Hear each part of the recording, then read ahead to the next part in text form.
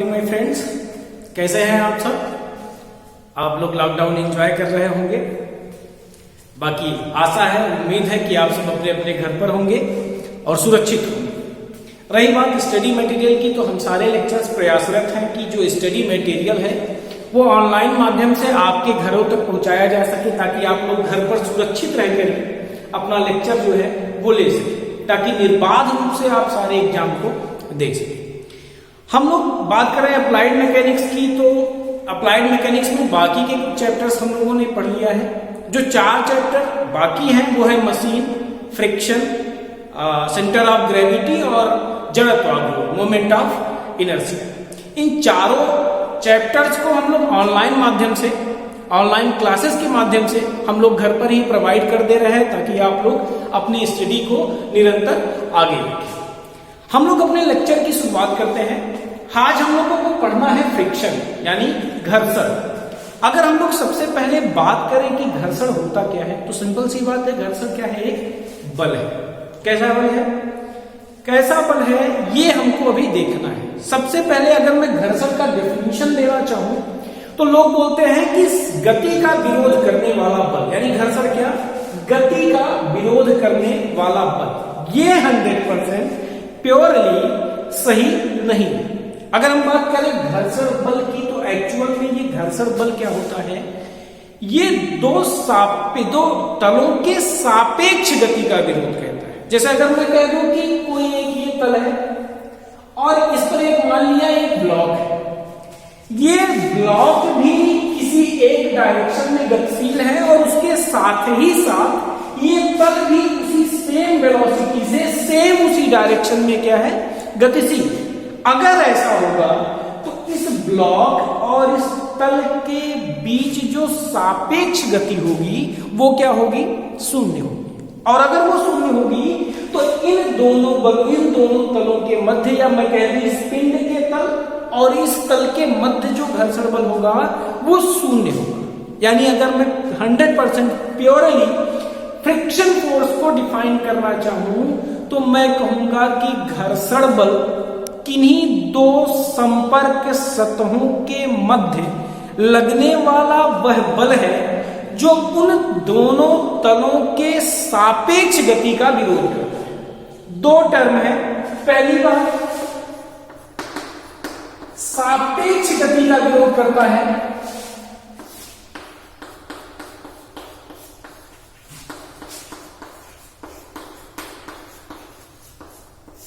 Simple सी बात है, friction force यानी घर्षण बल भी क्या है, एक बल है। और हम लोगों ने पहले चैप्टर में पढ़ लिया है कि बल के टोटल 4 कैरेक्टरिस्टिक होते हैं। यानी अगर मुझे किसी बल को डिफाइन करना हुआ तो हम लोगों को 4 पॉइंट चाहिए होंगे। कौन कौन से पॉइंट्स, बल का परिमाण चाहिए होगा, बल एक सदिश राशि है इस नाते बल की दिशा भी चाहिए होगी, बल की क्रिया रेखा चाहिए होगी और बल की क्रिया बिंदु चाहिए। किसी भी बल के ये 4 कैरेक्टरिस्टिक होते हैं, यानी बल का परिमाण चाहिए, बल की दिशा चाहिए, बल का क्रिया बिंदु चाहिए और बल की क्रिया रेखा चाहिए। हम लोगों ने पहले बात ये जान ली कि घर्षण बल क्या करता है। घर्षण बल किन्हीं दो संपर्क तलों के मध्य सापेक्ष गति का विरोध करता है। और दूसरा क्या, ये बल जो होगा वो दोनों संपर्क तलों के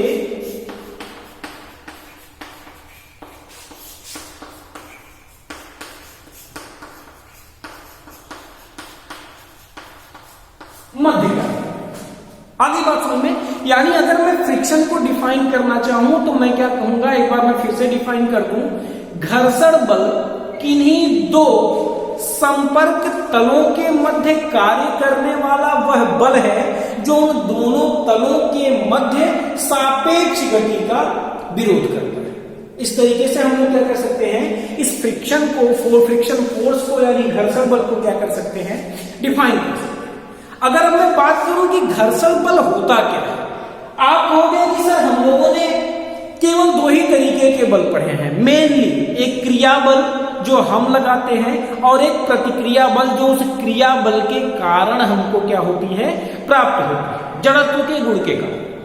तो यानी अब हमको ये देखना है कि घर्षण बल होता क्या है एक्चुअली। डिफाइन हम लोगों ने कर लिया कि फ्रिक्शन फोर्स को हम लोग कैसे डिफाइन कर सकते हैं। फ्रिक्शन फोर्स एक्चुअल में एक प्रतिक्रिया बल है। कैसा बल है? प्रतिक्रिया बल है। फ्रिक्शन फोर्स कभी भी क्रिया बल नहीं होता। वो ऐसा हो सकता है कि किसी दूसरे तल के लिए क्रिया बल हो जाए, लेकिन एक्चुअल में फ्रिक्शन फोर्स क्या है? एक प्रतिक्रिया बल है। और ये प्रतिक्रिया बल हम डेवलप कैसे करते हैं? ये प्रतिक्रिया बल कहां से उत्पन्न होती है?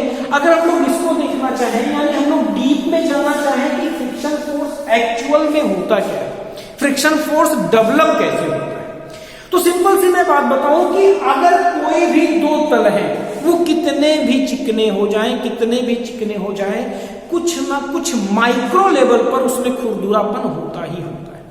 आगे बात समझ में। अच्छा, अगर खुरदुरापन होगा तो क्या होगा? अगर मैं कहता हूं, मान लिया जैसे ये तल है और इस तल पर एक पिंड रखा,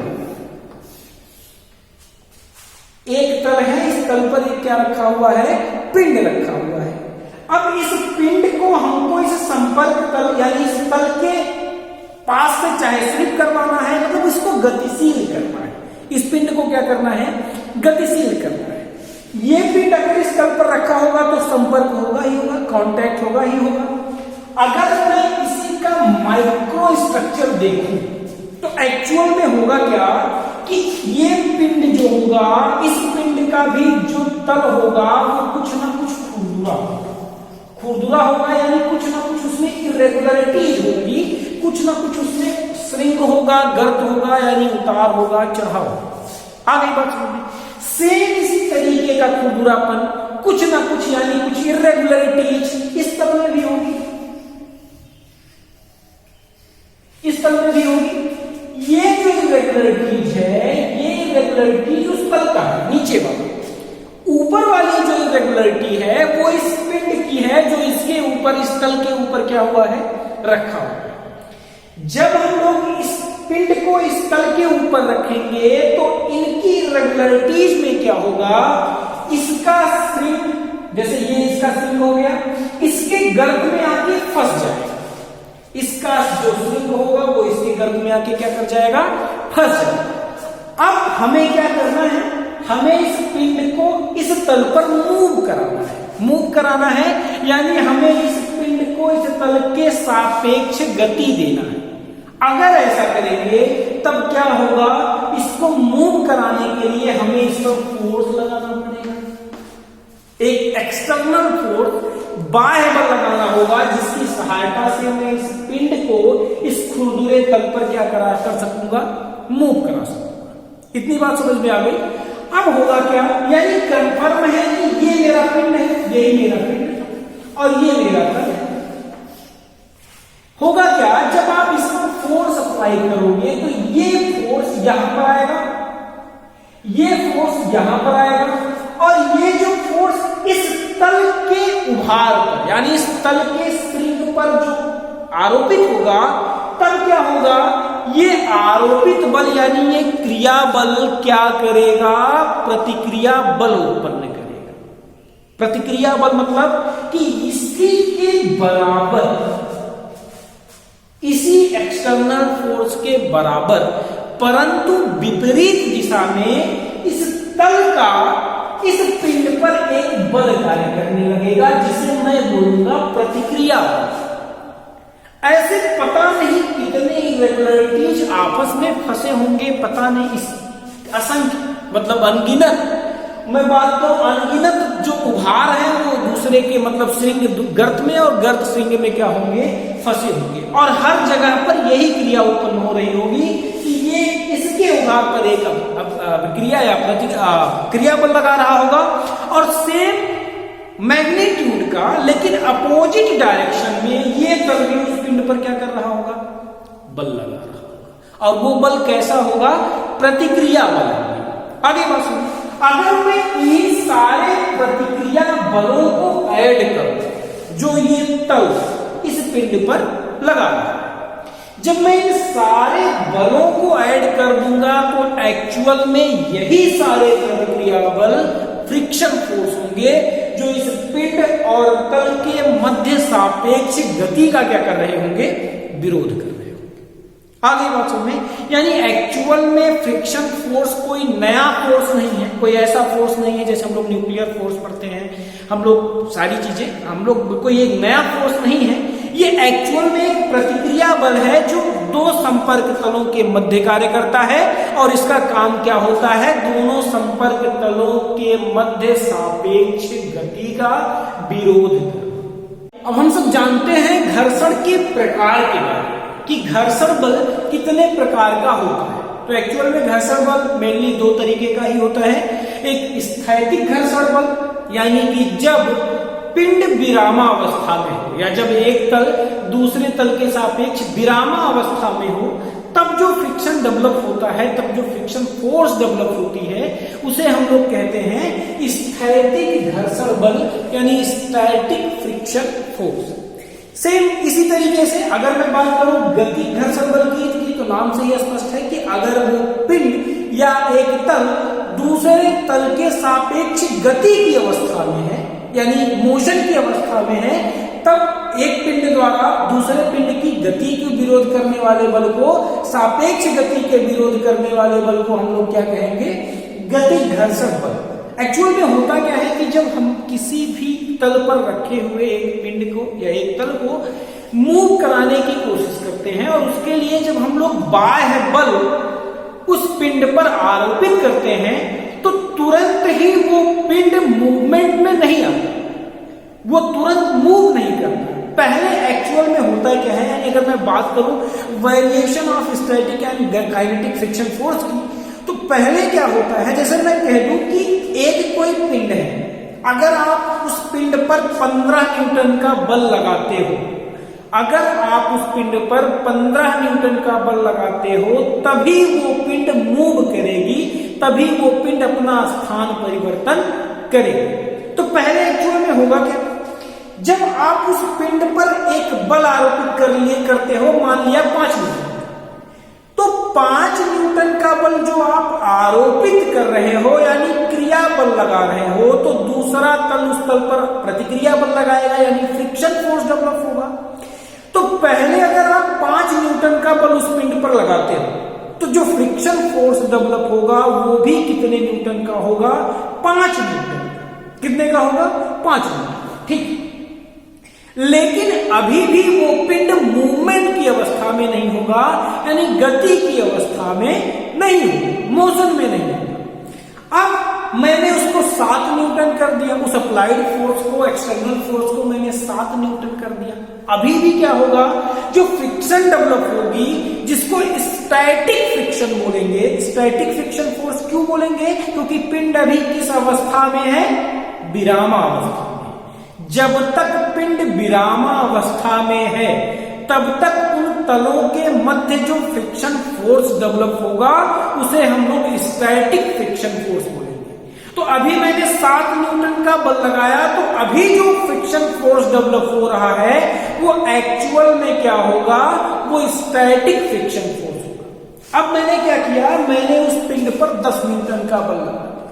अगर मैंने उस पिंड पर 10 न्यूटन का बल लगा दिया, तो जो फ्रिक्शन फोर्स डेवलप होगा, जो स्टैटिक फ्रिक्शन फोर्स डेवलप होगा, वो भी 10 न्यूटन का ही डेवलप होगा। आगे बात समझ में।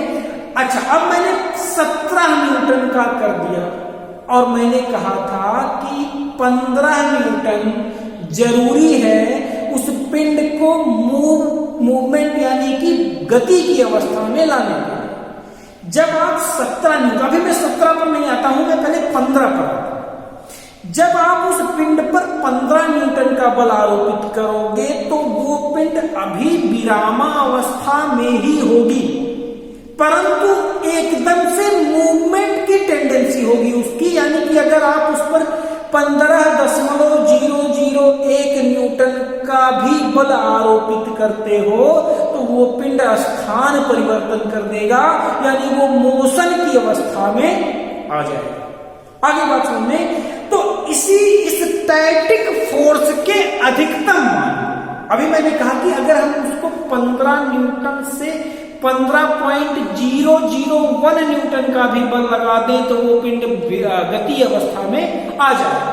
तो ये जो 15 न्यूटन है ना, ये जो 15 न्यूटन है ये एक्चुअल में स्टैटिक फोर्स ही है, लेकिन स्टैटिक फोर्स की मैक्सिमम वैल्यू है, यानी स्टैटिक फोर्स का मान अब इससे अधिक नहीं हो सकता। जैसे ही आप 15 से कुछ थोड़ा सा भी ज्यादा अगर आप फोर्स लगा दोगे तो वो पिंड क्या हो जाएगी, गति की अवस्था में आ जाएगी। और गति की अवस्था में कार्य करने वाले फ्रिक्शन फोर्स को हम लोग क्या कह देते हैं, गति के घर्षण बल कह देते हैं। यानी अब वो स्टैटिक फ्रिक्शन फोर्स ना रह करके वो काइनेटिक फ्रिक्शन या डायनेमिक फ्रिक्शन फोर्स होते हैं। आगे बात समझ में। तो अगर मैं वेरिएशन देखूं स्टैटिक फ्रिक्शन फोर्स का और काइनेटिक फ्रिक्शन फोर्स का यानी डायनेमिक फ्रिक्शन फोर्स का, तो वो कैसे होगा। जब मैंने 5 का लगाया था, यानी अगर मैं बात करूं जब मैं इस पर 5 न्यूटन का बल लगाऊंगा तो हमको फ्रिक्शन फोर्स कितना मिला, 5 न्यूटन। जब मैंने 10 का लगाया तो मुझे कितना मिला, 10 मिला। यानी ये जो बन रहा है, ये जो इक्वेशन बन रही है, ये जो फंक्शन बन रही है, ये लीनियर फंक्शन बन रही है। 5 का लगाया तो फ्रिक्शन फोर्स भी 5 मिला, 10 का लगाया तो 10 का मिला। यानी जो इक्वेशन बन रही है, जो फंक्शन बन रहा है, वो कौन से टाइप का है, y इक्वल्स टू x। और मैंने ग्राफ जब पढ़ाया था इसके पहले वाले लेक्चर्स में, जब मैंने ग्राफ पढ़ाया था तो मैंने बताया था कि y इक्वल्स टू x यानी लीनियर फंक्शन का ग्राफ कैसे बनता है, एक सीधी रेखा बनती है। और अगर y इक्वल्स टू x है, यानी यहां इस रेखा की, इस लीनियर फंक्शन की प्रवणता कितनी है, 1 है, तो ये कितना कोण बनाएगा, 45 डिग्री बनाएगा।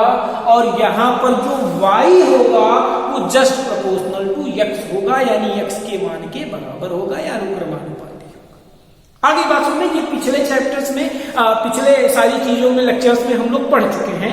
तो ये जो फंक्शन होगी वो लीनियर होगी। इसमें इसका ग्राफ कैसा बना है, लीनियर।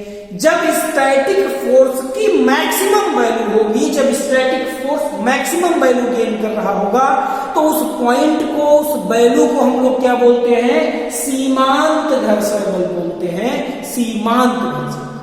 आगे बात सुनने। और जैसे ही सीमांत घर्षण बल से थोड़ा सा भी अधिक हम लोग फोर्स लगाएंगे, अब वो पिंड क्या आ जाएगी, गतिमान अवस्था में आ जाएगी, गति की अवस्था में आ जाएगी। और गति की अवस्था में कार्य करने वाले घर्षण बल को गति के घर्षण बल कहते हैं। अच्छा, गति के घर्षण बल, ये देख रहे हैं, ये लाइन कैसी है, ये इक्वेशन कैसा है, ये ग्राफ जो है ये एक सीधी लाइन है, यानी कन्फर्म है कि गति के घर्षण बल की वैल्यू एक्सटर्नल फोर्स पर डिपेंड नहीं करती, वो कांस्टेंट होती है। कैसी होती है, कांस्टेंट होती है। आगे बात सुनिए, गति के घर्षण बल की वैल्यू कांस्टेंट होती है और फिक्स होती है। और एक बात और, गति के घर्षण बल की वैल्यू सदैव सीमांत घर्षण बल से कम होगी। ये आप लोग देखते होंगे, जनरली आप लोग अपने डेली लाइफ में देखते होंगे। मान लिया आपको साइकिल चलानी है, आप जब साइकिल चलाना स्टार्ट करते हो तो जो पहली पैडल मारते हो उसमें आपको ज्यादा फोर्स की जरूरत होती है, क्योंकि उस रुकी हुई साइकिल को आपको गति की अवस्था में लाना होता है। लेकिन जब आप वही साइकिल चलाने लगते हो, यानी उसका पहिया घूमने लगता है, वो गतिमान अवस्था में आ जाता है, तो अब जो आपको बल आरोपित करना पड़ता है वो कम करना पड़ता है। पहली पैडल में लगे हुए फोर्स की तुलना में कम फोर्स लगाना पड़ता है। और कम फोर्स लगाने का मतलब क्या है कि जो घर्षण बल उत्पन्न हो रहा है टायर और सड़क के बीच में, वो पहले की तुलना में कम है। यानी सदैव गति के घर्षण बल की वैल्यू सीमांत घर्षण बल से क्या होती है, कम।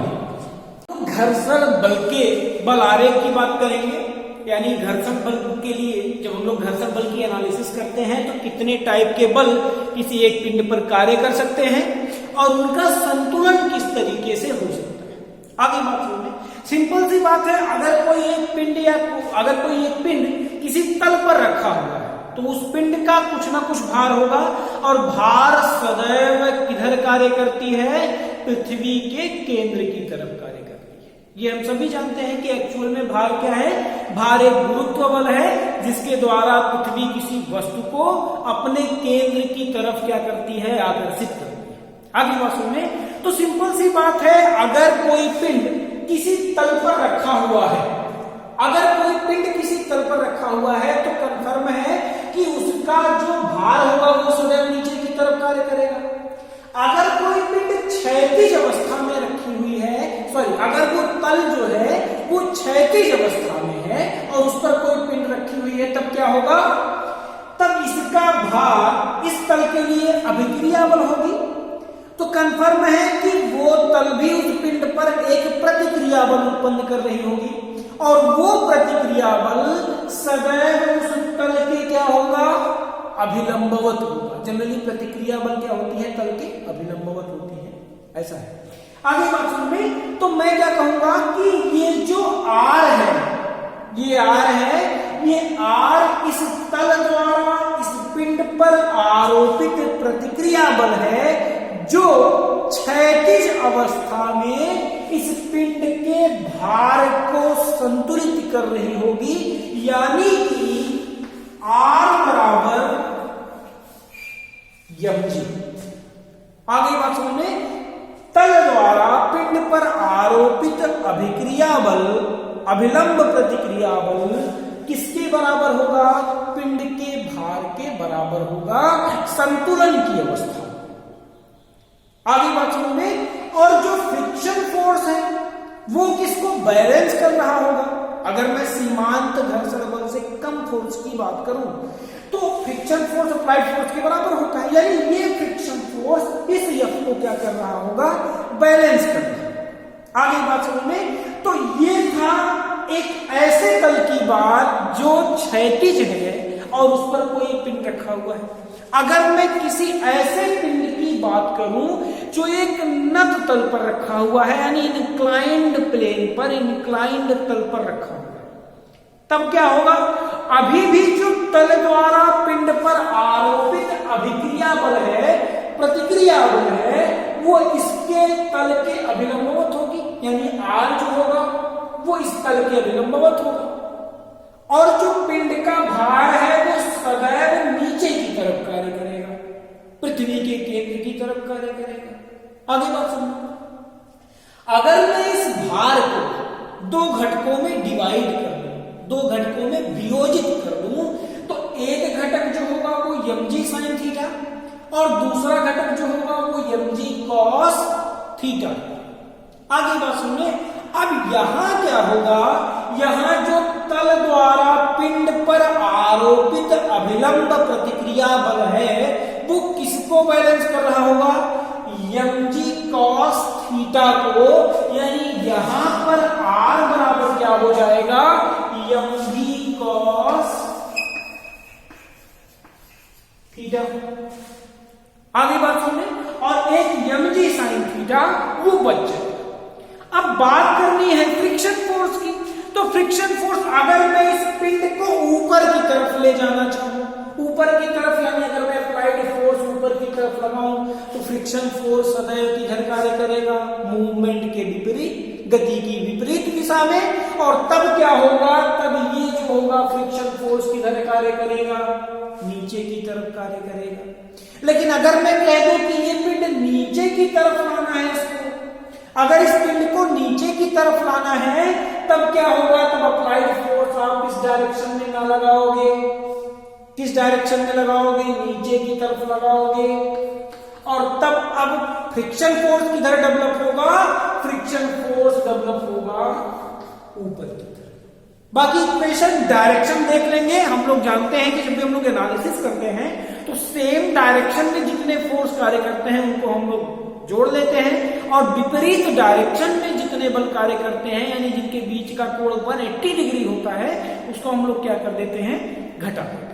आगे बात सुनिए, तो ये बल आरेख है, इसका उपयोग हम लोग न्यूमेरिकल लगाने में करेंगे। जब हम लोग गणनात्मक सवालों को हम लोग सॉल्व करेंगे तो ये सारी चीजें क्या होंगी, सॉल्व होंगी। जब दोनों की वैल्यू बराबर होगी, जब F या इस अप्लाइड फोर्स और mg sin थीटा का डायरेक्शन सेम होगा तो हम लोग जोड़ देंगे, नहीं तो घटा देंगे। सारी चीजें जैसे होंगी हम लोग क्या कर लेंगे, बैलेंस कर लेंगे। बात करेंगे घर्षण के नियम की, यानी मैं हम लोग बात करेंगे लॉज ऑफ फ्रिक्शन की, घर्षण के नियम की। सबसे पहली बात बता दूं कि किसी भी संपर्क तलों के मध्य जो कार्य करने वाला फ्रिक्शन फोर्स होता है, जो घर्षण बल होता है, वो उस तल द्वारा उस पिंड पर आरोपित अभिलंब प्रतिक्रिया के समानुपाती होता है। पहली बात मैंने क्या कहा कि किन्हीं भी दो संपर्क तलों के मध्य कार्य करने वाला फ्रिक्शन फोर्स उन तलों के या एक तल द्वारा दूसरे तल पर आरोपित अभिलंब प्रतिक्रिया के क्या होगा, समानुपाती होगा, यानी F प्रोपोर्शनल टू R। हम लोग जानते हैं कि जब भी हम लोग प्रोपोर्शनलिटी का साइन हटाते हैं तो उसकी जगह पर एक कोई गुणांक होता है। यहां पर जब हम लोगों ने प्रोपोर्शनलिटी को हटाया तो F इक्वल्स टू क्या हो गया, F equals to mu into R। ये जो म्यू है ये घर्षण गुणांक है। क्या है, घर्षण गुणांक। अभी हम लोग आगे चल के देखेंगे कि घर्षण गुणांक की वैल्यू क्या होती है, कितनी के बराबर होती है, घर्षण गुणांक होता क्या है। अभी हम लोग क्या जानते हैं कि जो फ्रिक्शन फोर्स की वैल्यू होती है वो म्यू इंटू आर होती है, जहां म्यू क्या होता है, घर्षण गुणांक। अब हम लोग फ्रिक्शन फोर्स पढ़ चुके हैं, कितने टाइप के होते हैं, दो टाइप के, एक गतिक घर्षण बल और एक स्थैतिक घर्षण। जब गतिक घर्षण बल होगा तो यहां पर गतिक घर्षण गुणांक होगा, जब स्थैतिक घर्षण बल होगा तो यहां पर स्थैतिक घर्षण गुणांक होगा। यानी अगर यहां पर Fs है, स्टैटिक फ्रिक्शन फोर्स है, तो यहां स्टैटिक फ्रिक्शन कोफिशिएंट होगा। यहां अगर काइनेटिक फ्रिक्शन फोर्स है तो यहां पर काइनेटिक फ्रिक्शन कोफिशिएंट।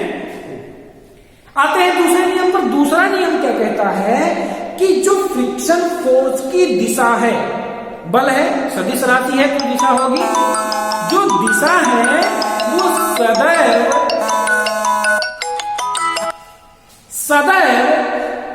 उसकी दिशा सापेक्ष गति की विपरीत दिशा में होगी।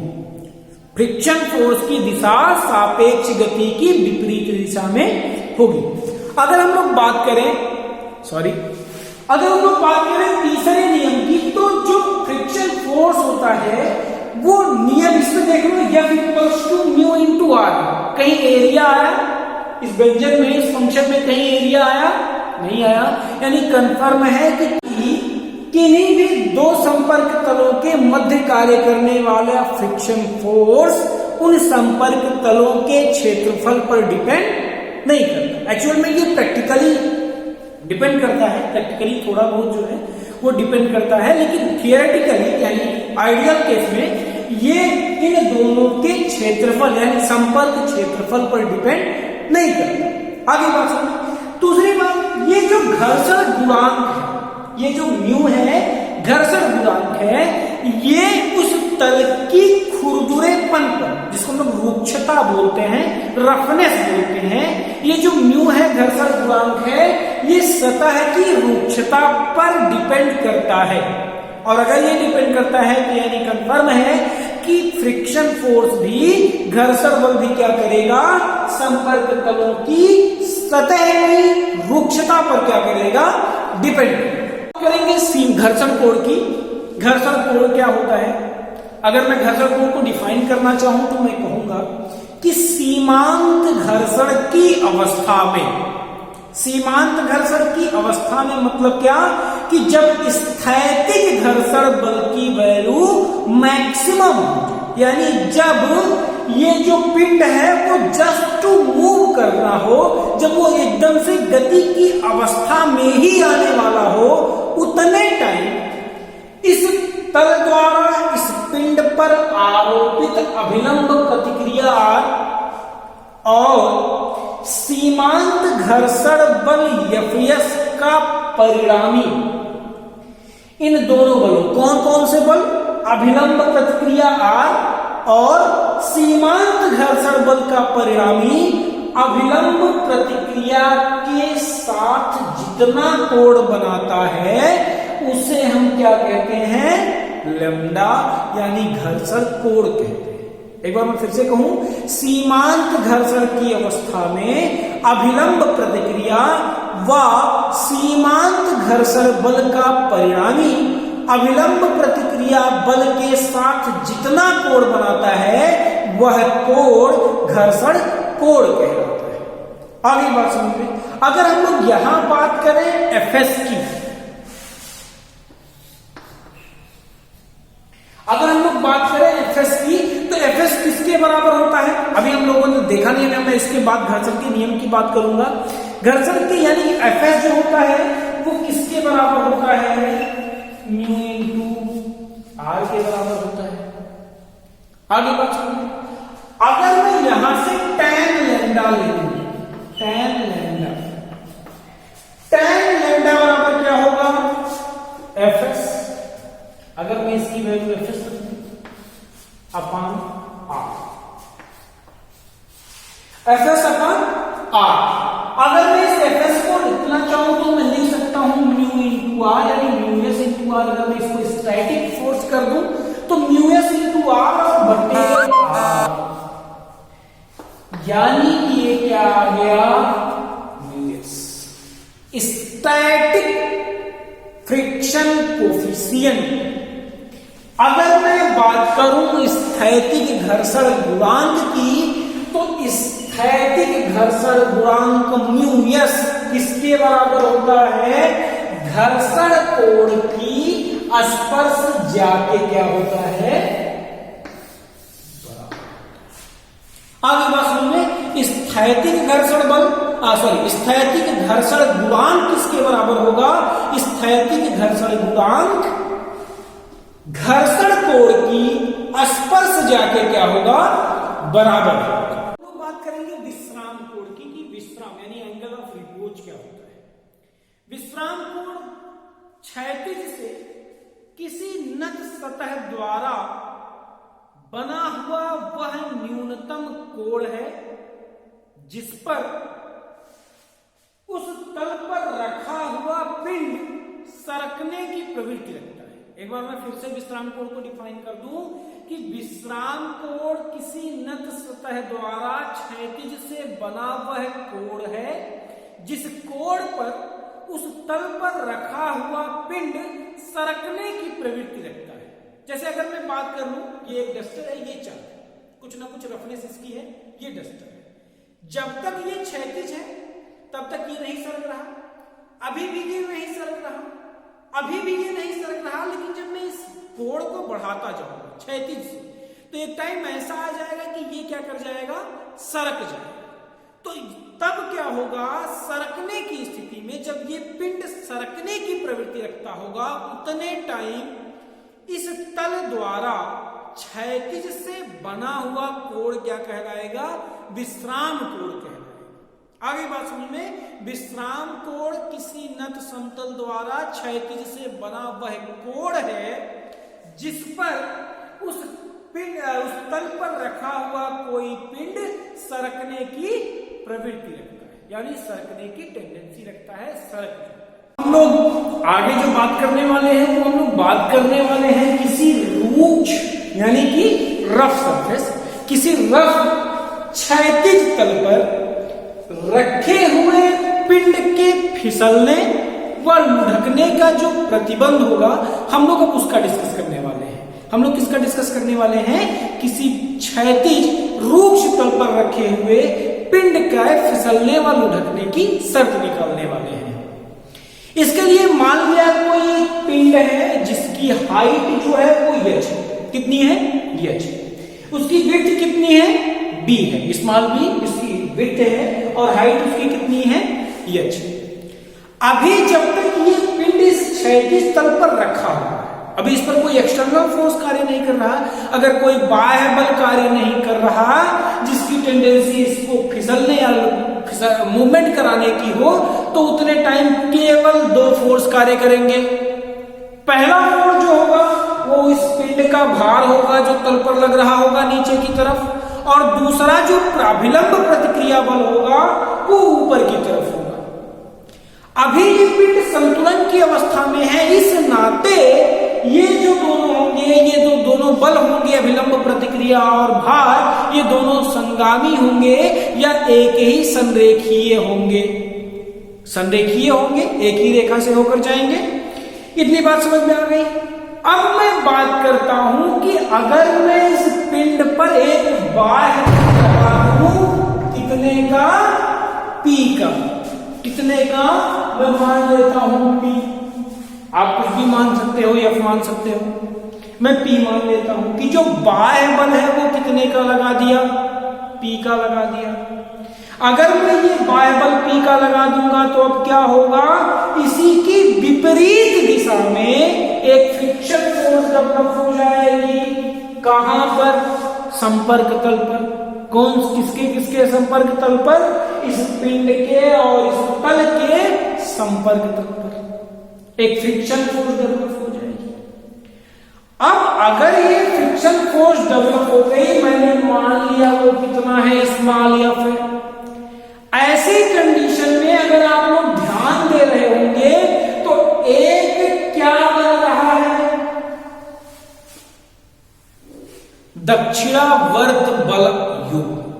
बल युग मैंने क्यों कहा, क्योंकि अभी जो बल P की वैल्यू जैसे जैसे बढ़ रही होगी वैसे वैसे F की वैल्यू भी बढ़ रही होगी। हम लोगों ने देखा था स्टैटिक फ्रिक्शन फोर्स की वैल्यू, जब हम लोग 5 रख रहे थे तो 5 हो रहा था फ्रिक्शन फोर्स, जब हम लोग 10 रख रहे थे तो 10 हो रहा था। आगे बात सुनने, तो ये दोनों बल आपस में बराबर हैं, दोनों की दिशा विपरीत है, और ऐसे क्षैतिज तल के लिए क्या होगा, दोनों एक दूसरे के समांतर होंगे। और यही तो एक बलयुग्म का प्रतिबंध है कि जब कोई दो समान बल, समान यानी कि परिमाण में समान, जिनकी दिशा परस्पर विपरीत हो और जिनकी क्रिया रेखाएं परस्पर समांतर हो, तो वे एक बलयुग्म का निर्माण करती हैं। और बलयुग्म की टेंडेंसी क्या होती है, किसी एक निश्चित पॉइंट के अबाउट क्या करना, रोटेट करना। अब ये क्या करेगा, ये जो बलयुग्म बन रहा है P और F मिलकर जो बलयुग्म बना रहे हैं, ये इस पिंड को इस पॉइंट के अबाउट लुढ़काने का प्रयत्न कर रहे होंगे, यानी कि इसके अबाउट इसको रोटेट करने का प्रयत्न कर रहे होंगे। लेकिन अभी भी अगर ये पिंड संतुलन की अवस्था में है, मैंने मान लिया कि अभी भी ये पिंड संतुलन की अवस्था में है, अगर ये पिंड अभी भी संतुलन की अवस्था में है तो कोई एक बलयुग्म और होगा जो इन दोनों के द्वारा निर्मित बलयुग्म के आघूर्ण को संतुलित कर रहा है। यहां पर बाकी दो फोर्स और कौन से हैं, R और W। जनरली क्षैतिज अवस्था के लिए मैंने बताया था, जब मैंने बल आरेख बताया था तो मैंने बताया था कि R इक्वल्स क्या होता है, W, यानी ये दोनों बल कैसे हैं, बराबर है, दोनों का डायरेक्शन कैसा है, अपोजिट है। लेकिन जब ये बल नहीं कार्य कर रहे थे तो दोनों बल संरेखीय थे, यानी कोई भी आघूर्ण उत्पन्न नहीं हो रहा था। लेकिन अगर ये पिंड अभी भी इन दोनों F और P के आरोपित होने के बाद भी अगर ये पिंड संतुलन अवस्था में है तो कन्फर्म होगा कि एक कोई बलयुग्म होगा जिसका आघूर्ण इसके आघूर्ण को क्या कर रहा होगा, बैलेंस होगा। और वो कौन होगा, वो ये दो मिलके बना रहे होंगे। अगर ये दो मिलके बना रहे होंगे तो कन्फर्म है कि दोनों एक ही संरेखीय नहीं होंगे, एक ही रेखा में स्थित नहीं होंगे। अच्छा, अगर ये, अच्छा ठीक है, इसका मतलब ये हो गया कि ये अभिलंब प्रतिक्रिया अब क्या करेगी, मूव करेगी, डिस्प्लेसमेंट होगा, विस्थापित होगी। कैसे विस्थापित होगी, ये अभिलंब प्रतिक्रिया इधर भी जा सकती है और यही अभिलंब प्रतिक्रिया इधर भी जा सकती है। अब हमको ये देखना है कि ये किस डायरेक्शन में जाएगी। अगर मान लिया ये अभिलंब प्रतिक्रिया इस डायरेक्शन में जाती है तो ये कौन सा बना रहा है, क्लॉकवाइज, और ये भी कौन सा आघूर्ण बनाएगा, क्लॉकवाइज। तो क्या ये आघूर्ण इस आघूर्ण को बैलेंस कर पाएगा, नहीं कर पाएगा। और इस नाते अगर ये क्लॉकवाइज आघूर्ण बना रहे हैं, बलयुग्म के आघूर्ण बना रहे हैं, तो कंफर्म है इस R का मूवमेंट जो होगा वो इस डायरेक्शन में होगा। क्योंकि तब क्या होगा, तब ये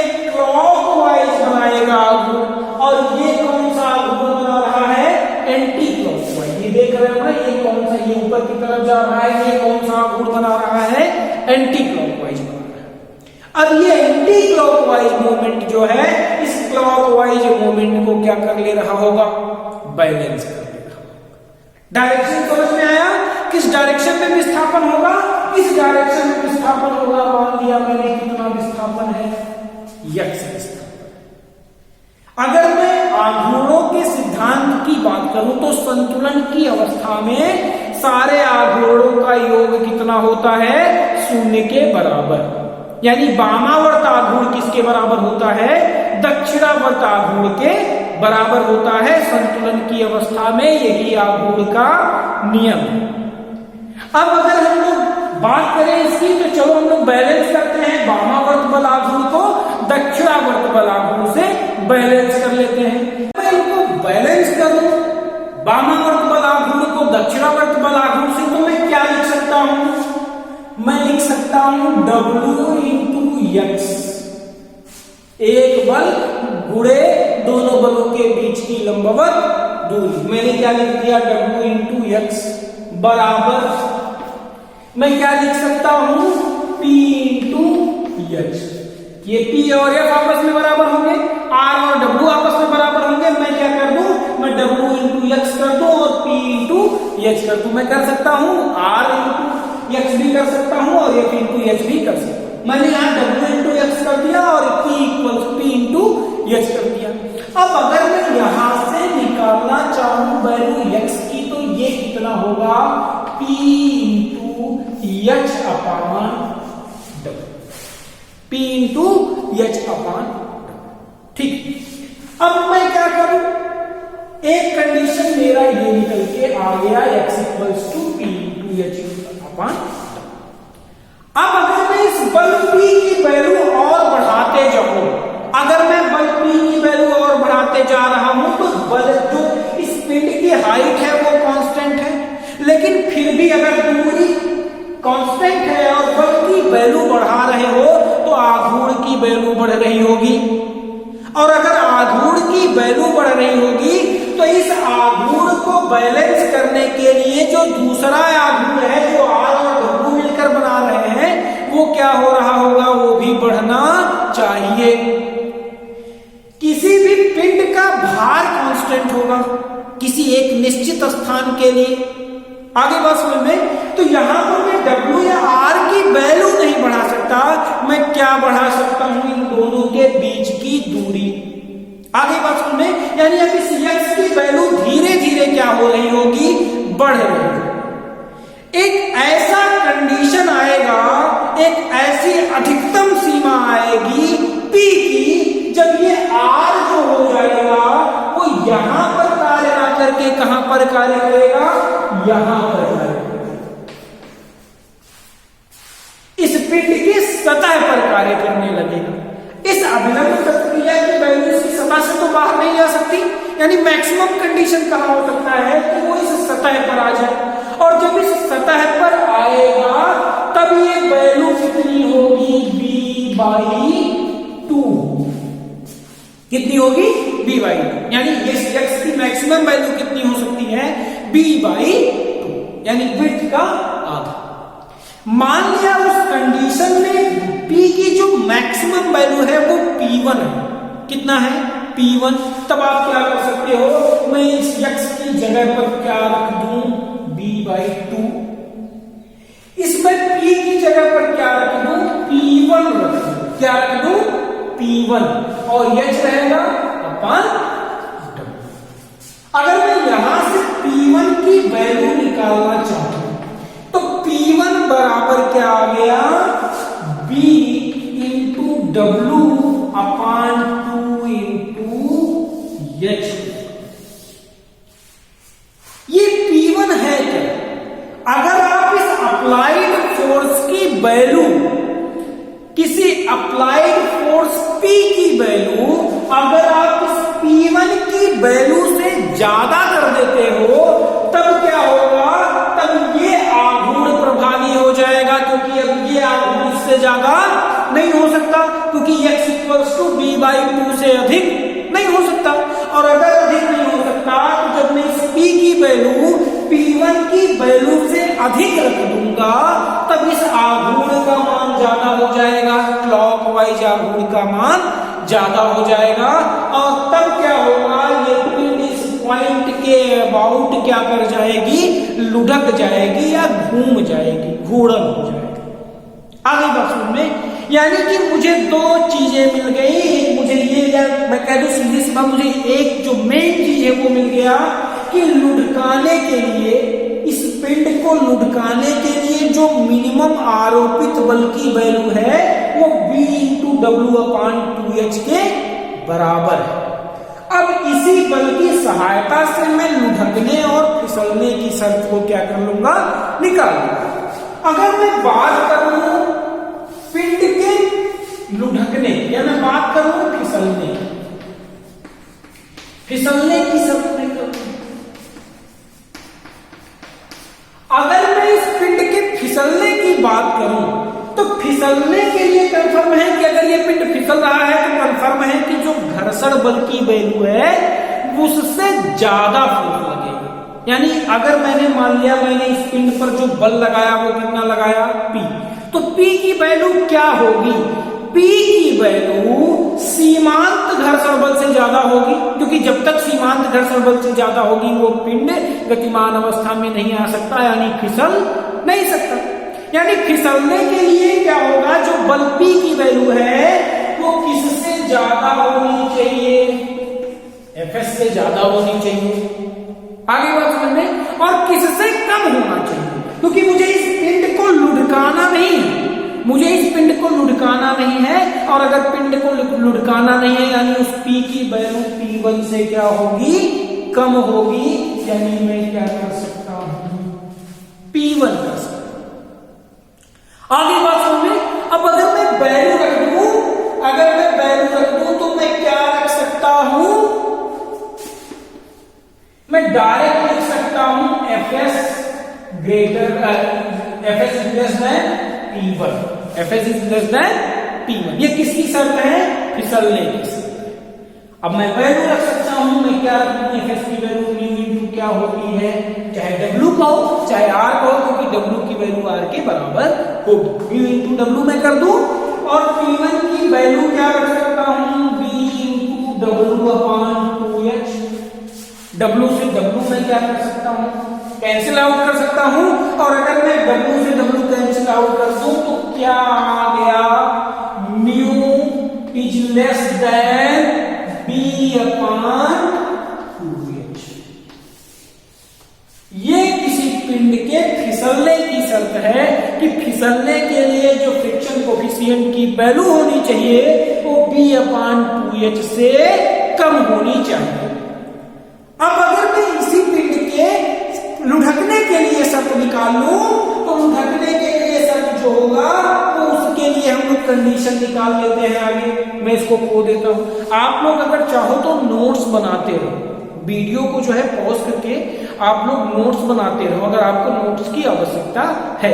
बाकी जो कुछ एक्सटर्नल नोट्स हैं जो PDF है वो मैं आप लोगों को गूगल क्लासरूम एक ऐप है जिस पर त्रिपाठी सर क्लास ले रहे हैं, उस पर मैंने भी अपना अकाउंट बना लिया है।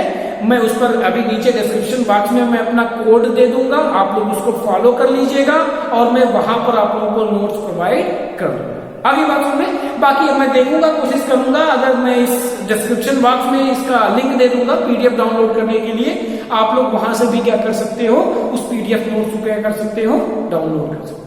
आगे बात में तो हम लोग बात करते हैं लुढ़कने की। इस पिंड के किसी क्षैतिज रूप समतल पर रखे हुए पिंड के लुढ़कने की शर्त,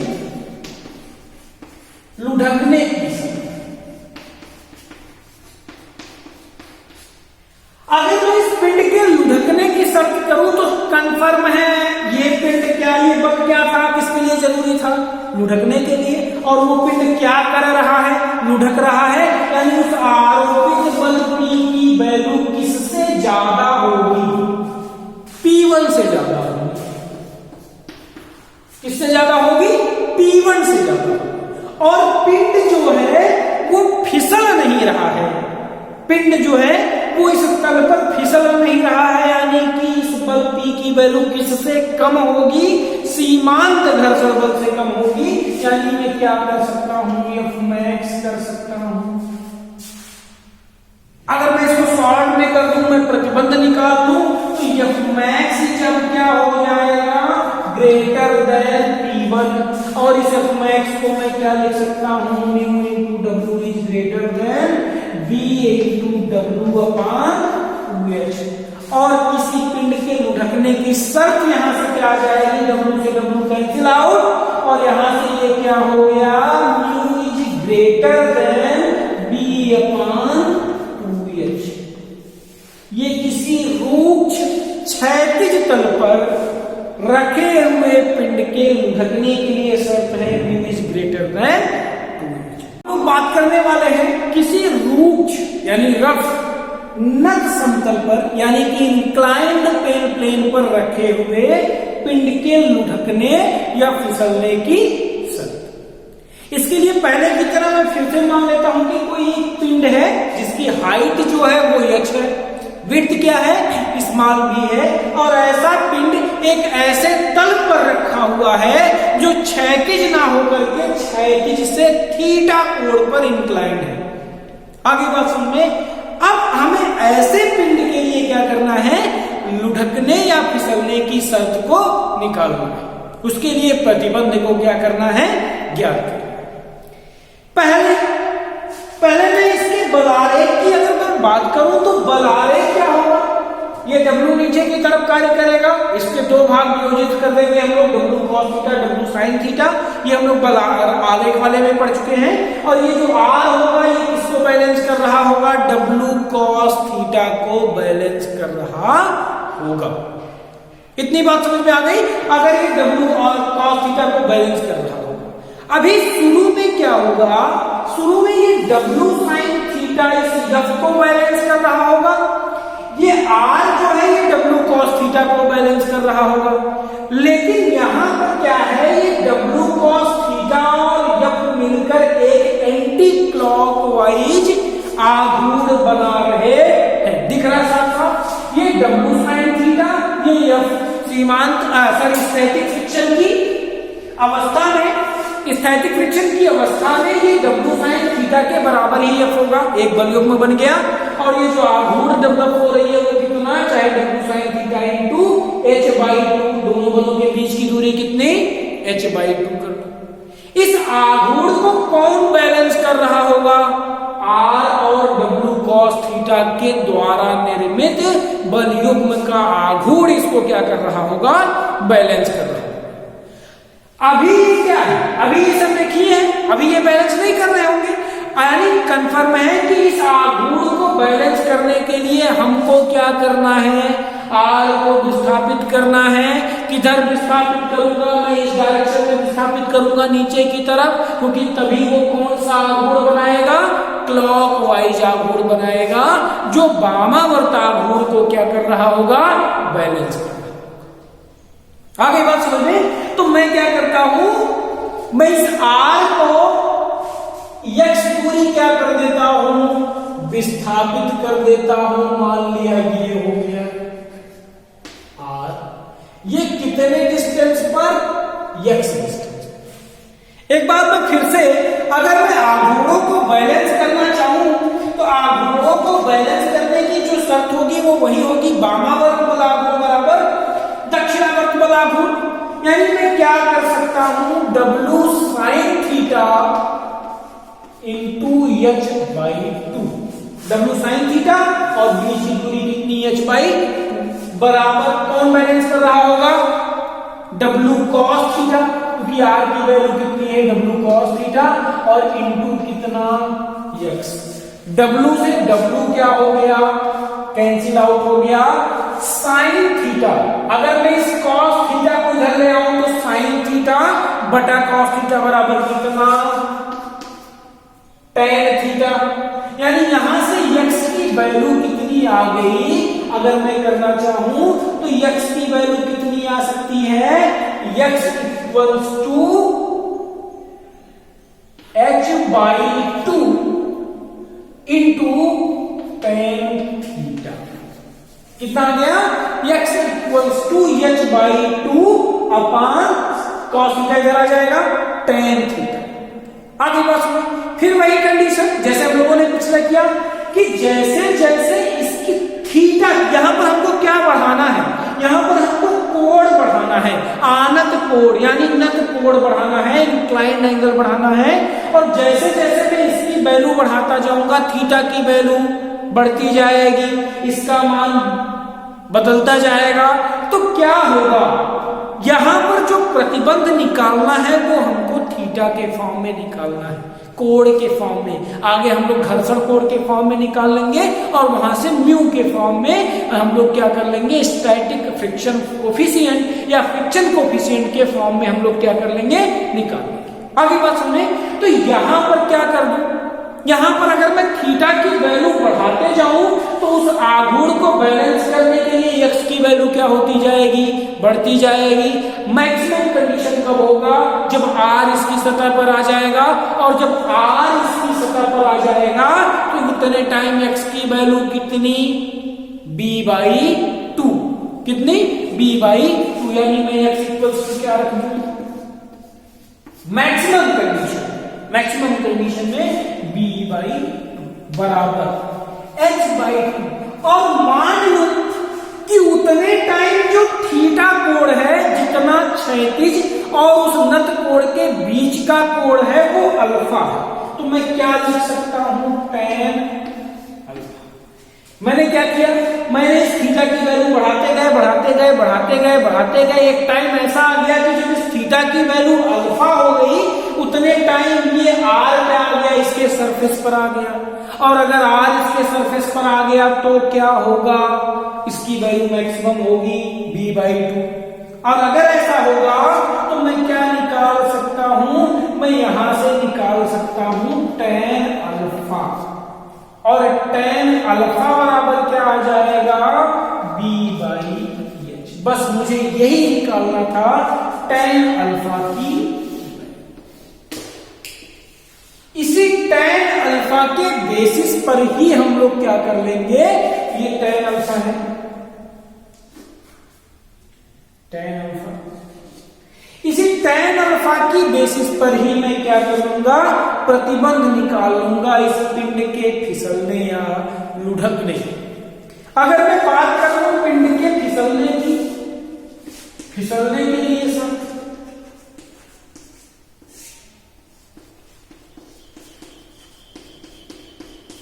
अगर मैं बात करूं फिसलने की शर्त, तो पिंड को फिसलने के लिए, पिंड को फिसलने के लिए जो आनत तल द्वारा क्षैतिज से बनाया गया कोण थीटा है, उसकी वैल्यू किससे ज्यादा होनी चाहिए, विश्राम कोण से, एंगल ऑफ रिपोज से ज्यादा होनी चाहिए। हम लोगों ने पढ़ा था विश्राम कोण क्या होता है, किसी नत तल द्वारा क्षैतिज से बना वह कोण जिस पर कोई पिंड फिसलने की प्रवृत्ति रखता है, सरकने की प्रवृत्ति रखता है, उसे विश्राम कोण कहते हैं। तो इस थीटा की वैल्यू किससे अधिक होनी चाहिए, 5, यानी विश्राम कोण से क्या होनी चाहिए, अधिक होनी चाहिए। और किससे कम होनी चाहिए, लुढ़कने के लिए कोण कितना चाहिए था, tan अल्फा, अल्फा चाहिए था। लेकिन अभी हमको क्या चाहिए, फिसलने की शर्त, तो यानी इस थीटा की वैल्यू किससे कम होगी, अल्फा से कम होगी। मैं क्या लिख सकता हूं, अल्फा। मैं सारे में थीटा ले लूं या मैं डायरेक्ट पहले क्या कर दूं, मैं इसको शॉर्ट कर दूं, 5 अल्फा, फिर मैं दोनों तरफ tan ले लूं, तो tan 5 is less than tan alpha. और इस कंडीशन में इस tan फाई को हम लोग क्या कहते थे, कोफिशिएंट ऑफ फ्रिक्शन। मैं इसको क्या लिख सकता हूं, कोफिशिएंट ऑफ फ्रिक्शन, यानी मैं क्या लिख सकता हूं, म्यू इज लेस देन, और tan अल्फा की वैल्यू कितनी है, b बाई x, यानी इसको मैं क्या लिख सकता हूं, b बाई x। ये किसी आनत तल पर किसी पिंड के फिसलने की जो है वो शर्त है कितनी, mu is less than b by h। आगे बात सुने, अब अगर मैं लुढ़कने की शर्त करूं,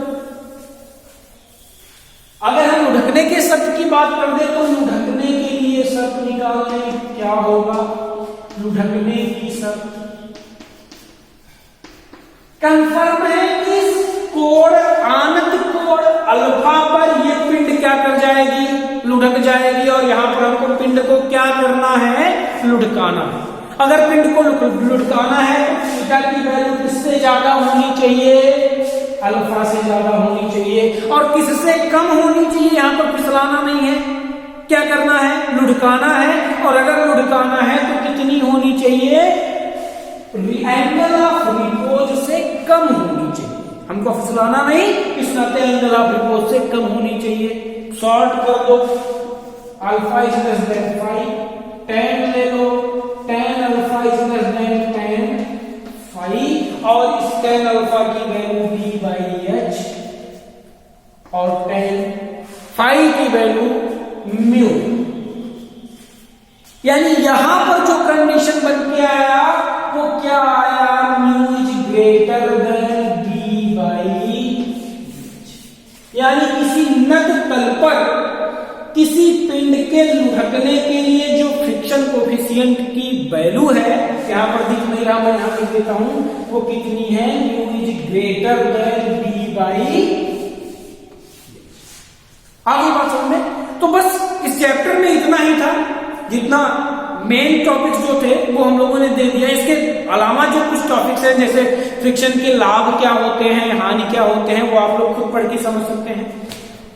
फिर उसके बाद हम लोग बात कर लेते हैं रोलिंग फ्रिक्शन की, कि जब कोई पिंड किसी सतह पर लुढ़कता है तो उतने टाइम उनके संपर्क तलों के मध्य जो फ्रिक्शन फोर्स कार्य करता है उसे क्या कह देते हैं हम लोग, सर्पिल फ्रिक्शन, यानी सर्पिल घर्षण या रोलिंग फ्रिक्शन कह देते हैं। आगे बात सुनिए, बाकी लाभ हानि और जो है वो पढ़ लेंगे। हाँ, आप लोग न्यूमेरिकल जो है इस चैप्टर से रिलेटेड जितने भी न्यूमेरिकल हैं, आप लोग इन सारे न्यूमेरिकल को एग्जाम्पल्स की सहायता से समझ के उसको लगाने की कोशिश कीजिए। अगर आपसे कोई न्यूमेरिकल नहीं लगता है एक्सरसाइज का, तो गूगल क्लासरूम ये जो ऐप है, इस पर आप लोग अपने क्वेश्चंस पूछ सकते हैं और मैं वहां पर उस क्वेश्चंस के सॉल्यूशन आप लोगों को क्या कर दूंगा, दे दूंगा। बाकी जिनके पास मेरा कांटेक्ट नंबर है, व्हाट्सएप नंबर है, वो क्वेश्चन जो है व्हाट्सएप भी कर सकते हैं, मैं उसका सॉल्यूशन देने की कोशिश करूंगा। और इसी के साथ ये चैप्टर जो है वो क्लोज होता है। नेक्स्ट चैप्टर में जो हम लोग हैं वो सेंटर ऑफ ग्रेविटी की बात कर लेंगे, और आगे वाले चैप्टर में हम लोग जो है मोमेंट ऑफ इनर्शिया की बात कर लेंगे, और इस तरीके से हम लोग का अप्लाइड मैकेनिक्स का सिलेबस जो होगा वो खत्म हो जाए। हाँ, इन तीनों क्लासेस के बाद रिवीजन क्लास के लिए अगर आप लोग कहेंगे तो मैं क्या करूंगा, पहले चैप्टर से वीडियो बनाकर, इंट्रोडक्शन से जो अप्लाइड मैकेनिक्स का है वहां से लेकर जो बाकी 5 चैप्टर शुरू के हैं, मैं उसके भी वीडियो बनाने की कोशिश करूंगा। ठीक है, बाकी आप लोग घर पर रहिए, सुरक्षित रहिए, पढ़ते रहिए, ताकि स्टडी आप लोगों का निर्बाध तरीके से चलता रहे। आपको हमारी शुभकामनाएं।